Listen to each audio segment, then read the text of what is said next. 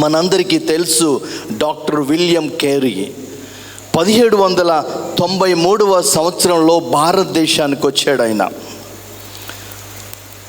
భార్య 4 బిడ్డలతో భారతదేశానికి వచ్చి సేవ చేస్తూ ఉంటే 3 సంవత్సరాల తరువాత 1796వ సంవత్సరంలో తన కుమారుడు పీటర్ చనిపోయాడు డిసెంట్రీస్ వలన. మీకు తెలుసా, కుమారుణ్ణి పాతి పెట్టడానికి ఎవరు రాలేదు.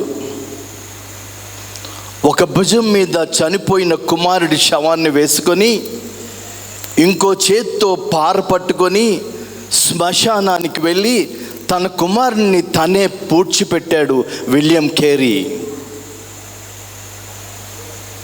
తన కుమారుని యొక్క శవాన్ని తనే పూడ్చిపెట్టాడు. కానీ తన విశ్వాసంలో బలహీన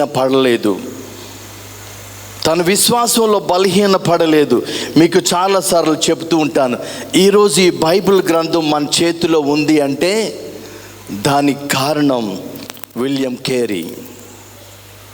40 భాషల్లో బైబిల్ని తర్జుమా చేసిన గొప్ప మహాభక్తుడు విలియం కేరీ.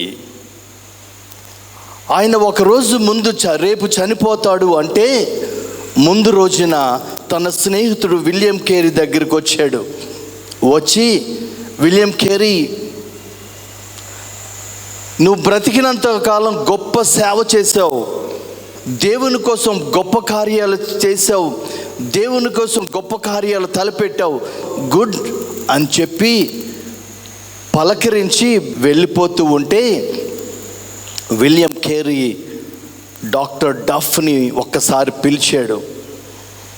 నువ్వు ఇంతవరకు నా గురించి చాలా గొప్ప విషయాలు చెప్పావు, నేను చనిపోయిన తర్వాత నా గురించి నువ్వు మాట్లాడద్దు, నా ప్రభువైన రక్షకుడు గురించి మాట్లాడు.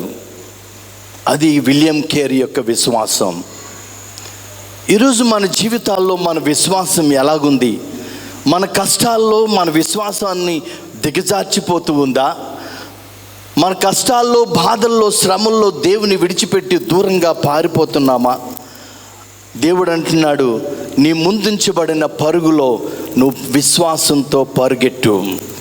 అది ఏ పరిస్థితి అయినా, ఏ శ్రమ అయినా, ఏ కష్టమైనా ఆయన వైపు చూస్తూ ముందుకి సాగిపో.